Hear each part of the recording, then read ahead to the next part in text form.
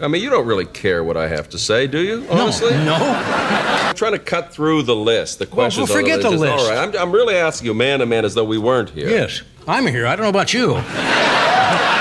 I think you're losing it. Johnny Carson faced down presidents, movie stars, and drunken celebrities for 30 years without breaking character once. Nothing ever rattled him. But then, Charles Grodin walked onto the set in 1990 and did something nobody else had in 3 decades of Tonight Show tapings. He made the King of Cool so visibly angry that producers wanted to cut the segment short. This is what happened that day. Johnny opened with a joke about another guest thinking Grodin's pants looked weird. Then he added, "They were fine if you were a log roller." The audience laughed. Grodin didn't. He leaned forward in that way he always did when he was about to dig in and pressed Johnny on whether he was actually offended by the pants. Self-effacing entrance, I see. Excuse me. Do you feel my pants? The lady, Amy Yazbek, who's coming on later, felt my pants were disrespectful. I don't know. I think they're fine if you're a log roller. Carson tried deflecting with a crack about not always wearing pants backstage, setting up their usual sniping dynamic. But Grodin wouldn't let it go. He kept staring and continued pushing. You wear pants? Yes, I have pants on. It's really not necessary. Most of the time I'm back there. Yes, I could probably save asked. a lot if I didn't wear them. Let's work this out here. You could see Johnny's smile tighten around the edges. That set the tone for the next 14 minutes. 2 men trapped on live television, both refusing to blink first. Carson tried to move forward. He asked a straightforward question to get the interview on track. Was Grodin starring or co-starring in his new movie? Simple enough, but Grodin ignored it completely. He jumped straight into bragging how good he thought the movie was. My first guest who's currently starring and taking care of business, then in parentheses it says, with Jim Belushi. So is the correct billing co-starring or starring? Taking Care of Business is probably the most entertaining picture I've done since Heaven Can Wait. Did I miss a question somewhere in between? Did you answer something else before this? Johnny snapped back, not angry in an obvious way, but sharp. He told Grodin that he asks the questions, and Grodin should answer the current one before moving ahead. He called him out directly for always jumping the order and derailing the flow of interviews. You're jumping ahead to the next question. You see, they have to come in order. I ask the question, then you answer the current question. I have certain things to say, and you have certain things to say. Of course we do. But it's not important. You're both starring in the picture. We're both starring, and I think it's the most entertaining picture I've done since Heaven Can Wait. I said that, right? I hope so. You have to say things twice. We got to clear something up. You see, and you're starting again tonight. Every time you're on the show, we get mail. I don't say tons of mail. You use eyeliner what? at all? What? Camera caught Johnny's jaw clench. The studio audience went silent for half a beat. This was not their usual sniping routine where both men winked at the camera. This was genuine irritation. Carson's mask slipped and everyone watching could see it. Grodin suddenly turned the conversation into a direct attack on Carson's hosting manner and maybe his age. Grodin complained that Johnny whispered during interviews and guests could barely hear the questions. He imitated him in an exaggerated mocking mumble. The audience roared. The impression was genuinely funny, but it was also disrespectful for live television. I suppose the thing is to get it when you can. Are you whispering again? Oh, no, you said I'm whispering last time. You talk very softly for me. I don't know why. Are you hearing me This right is what in? you sound like. Okay. You're talking. You made a book. No. Have Have you seen those little whisper things that people get who are just on the edge of going completely deaf, where you hear something? I'm going to get you think one it's of those. me? Yeah.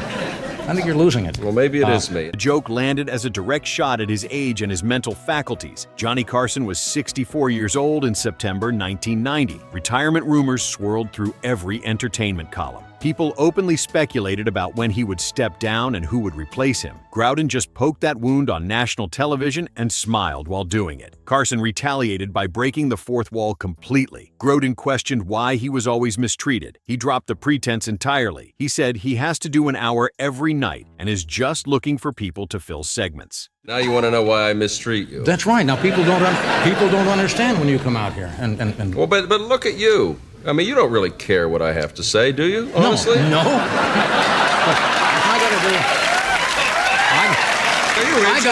got to do an hour a night. Yeah. I'm looking for warm bodies. Right. That's all. If I can get 7 minutes out of you, I take a bundle, I go home to Malibu. That was not a joke. That was Johnny Carson admitting he did not care what guests said as long as they filled time. 30 years of mystique shattered in one sentence. The audience laughed, but it sounded shocked. Their fight over a joke about Betsy's wedding turned into another weapon. Earlier, Johnny had said people walked out of Grodin's movie Betsy's Wedding into another bad film called Shrimp on the Barbie. He brought it back and demanded to know what that meant. Carson tried explaining it as comparing two unsuccessful films. Grodin kept insisting he did not understand. He mocked Johnny's attempt at cleverness. The audience laughed at Carson's expense. Grodin had flipped the power dynamic completely. You called me a well-known troublemaker. Did you listen to the mom? You heard that? I heard that. Well, if we took I also heard that people walked out of Betsy's wedding and went into Shrimp on a Barbie. Did you hear that? Yeah. What the does that mean? I was drawing an analogy that Iran now says they would take hostages from Iraq. And I said that's similar to walking out of Betsy's wedding into Shrimp on a Barbie. But they're both movies. Neither one are great movies, so the analogy was comparing that. You don't understand it, do you? Grodin openly questioned Carson's entire career and relevance. After some discussion about his longevity in late night, Grodin asked with fake innocence, "How long have you been on the air exactly?" Johnny gave a number, nearly 30 years. Grodin acted impressed, but then Johnny himself undercut it with a bitter compliment about just showing up. He compared himself to Ed Sullivan, which was a direct shot at Johnny's monologues and his cultural relevance. It's amazing. How long have you been on the air? You had to get the last one in. Sometimes longevity itself, we so appreciate that you're here, it doesn't really matter what you're saying. That's true.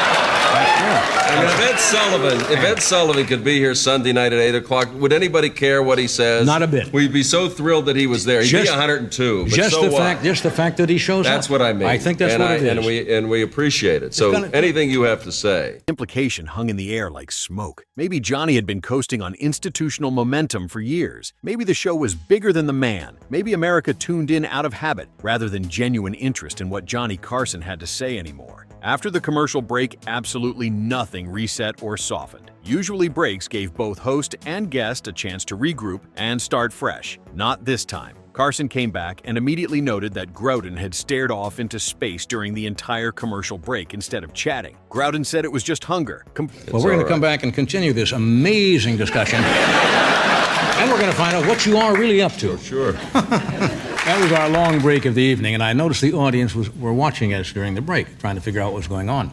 You were just kind of, and I usually don't talk to the guests during the break because I want to keep it fresh for when we come back.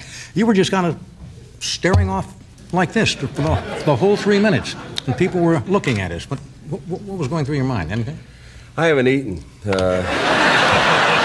So that's hunger. Yeah, hunger. I was just hunger. thinking. I didn't sense that emotion. That's hunger. Completely ignorant. No attempt to be charming or smooth it over. When Johnny tried pivoting to a friendlier angle about pet peeves, Grodin hijacked instantly. He brought back the Betsy's wedding joke for a third time. He would not let it die. What bugs you? Do you have a low boiling point on certain things? Outside of being here, of course. For example, Really? I'll tell you what bugs me. All right. Being in a two-lane highway where the guy ahead drives 30 miles an hour in a 45-mile-an-hour zone and will not let you pass. Isn't that aggravating? That aggravates me. Boy, me too. That's really... But you know what's Don't you even have one of worse your than own? that? I You know mean- what's even worse than that? Walking out of Betsy's wedding. Into Shrimp on a Barbie. That really, whatever that means. Yeah, okay. To listen to a joke like that 3 times Yeah. tonight and not know what it means That bugs you. is really... Yeah. Crew was laughing, but you could tell some of them felt uncomfortable. This was not how interviews were supposed to go. The conversation itself. What do you care about in life? Real things. Johnny gave vague, generic answers at first. World peace, health, family. Grodin was not satisfied. He kept pushing. Then Johnny fired off his real response with genuine edge in his voice. Do you have any other pet peeves that we can discuss outside of that? No, joke? I'm more interested in knowing what you really are. Are you interested in anything at all? Absolutely. That's why I'm Seriously. asking. No, yes. no, you're really. No, really. Of course I am. You really care? Yes. What do you care about? I mean, in life. You care about anything?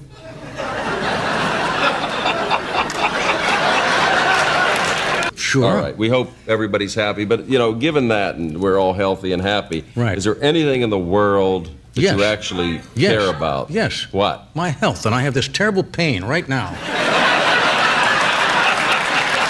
That's aggravated by you asking me dumb questions like that. Well, I'm trying to cut through the list, the questions. forget the list. All right. I'm really asking you man to man as though we weren't here. Yes. We are here, but as though we weren't here. Yeah, I'm here. I don't know about you. I can care about the human condition. Come on. Like what? Don't you know what the human condition means? Yeah, but what do you care about the human condition? You've reduced the entire world situation, Iraq and everything, to an opening monologue. And I'm Hussein and boo boo boo. You know, you really. Is there anything in the world that you really do you lie awake at night and worry about anything that doesn't have to do with the show or yourself? Yes, the mentally impaired. Audience exploded with laughter and applause. Huge reaction. But underneath the laugh, you could hear the irritation, the exhaustion. Johnny was done pretending to enjoy this conversation. He wanted it over with. Grodin refused to let Carson hide behind vague statements and easy punchlines. Johnny claimed to care about the human condition as a whole. Grodin immediately ridiculed it. He said Johnny reduced all the world's complex problems and suffering into a 6-minute opening monologue full of jokes about Congress and movie stars. He asked if Johnny ever actually lay awake at night worrying about anything that did not directly involve The Tonight Show or his ratings. It was a genuine philosophical challenge disguised as banter. Johnny's answer came fast and sharp. Yes, the mentally impaired. He said it while looking directly at Charles. The implication was crystal clear. You are mentally impaired, and I worry about people like you. The audience gave him a huge laugh. They were on Johnny's side, but it was also a complete dodge. Grodin had asked a serious question about what Johnny valued as a human being, and Johnny turned it into a personal insult to avoid answering. Even the standard book plug segment became mutual mockery and disrespect. Johnny held up Grodin's memoir, It Should Happen to You, and immediately misstated the title. Grodin corrected him. Then Johnny held the book facing himself instead of turning it toward the camera so viewers could see the cover. Basic hosting mistake. Grodin had to point it out and ask why the book was facing the wrong direction. Johnny asked if Grodin's journey through show business had been interesting and worthwhile. Grodin said no, completely flat. Then he pivoted and claimed the book was actually the thing he was most proud of in his entire life and career. More proud than any movie or performance. He dared Johnny to take that statement seriously and engage with it on an emotional level. Their supposed relationship became another arena for pointed jabs. Grodin announced that Johnny was his third longest relationship in life after his mother and his brother. 20 years sitting on that couch across from Johnny Carson. More time than most marriages last. He said when Johnny retires and leaves The Tonight Show, he will not appear on the program anymore out of loyalty to Johnny personally. Noble sentiment. Then he immediately undercut it by admitting he does appearances on all the other late-night shows without hesitation. Letterman, Arsenio, everyone. Johnny pounced on the contradiction instantly. So you lied to me about the loyalty thing. You just said you would not come back out of loyalty, but you are on every other show. Grodin had no good answer. The bit collapsed into awkward honesty, and neither man looked good. One came off as a liar, and the other came off as petty for calling it out so directly. Pride and honesty both turned into weapons for humor. Grodin repeated that he was genuinely most proud of his book because it honestly showed what people go through trying to survive in show business. The struggles and humiliations and small victories. Johnny said he was proud that he never wrote a book like that. Proud of not being vulnerable in that way. Grodin insisted again that the book represented what he was genuinely most proud of in his career and life. Johnny agreed it was entertaining and well-written. Then he casually admitted that he had not bought it with his own money and would not have spent $20 on it even if he had to. He completely undercut both Grodin's pride in the work and the entire purpose of the appearance in one dismissive comment. Grodin was there to sell books, and Johnny just told America he would not buy it himself. The segment ended with both men still taking shots at each other. Johnny conceded it was a good book worth reading. He mentioned that he had read the hardcover edition, which is very similar to this paperback. Then he revealed he had not paid for that copy either. Someone gave it to him free. Grodin's whole role as a guest trying to plug his life's work got reduced to nothing. Johnny's persona as the unbothered professional host who only cared about doing his show and not about hurting guest feelings won the final exchange. But it was a hollow and bitter victory. The curtain had been pulled back. The machinery was visible, and neither man seemed to be having any fun anymore. What happened immediately after the camera stopped rolling tells you everything you need to know. Johnny stood up, shook Grodin's hand with minimal eye contact, and walked straight to his dressing room. He did not stop for the usual pleasantries with crew members. He did not chat with producers about the next segment. He went directly to his private space and closed the door, hard. Word spread through the NBC Burbank studio within minutes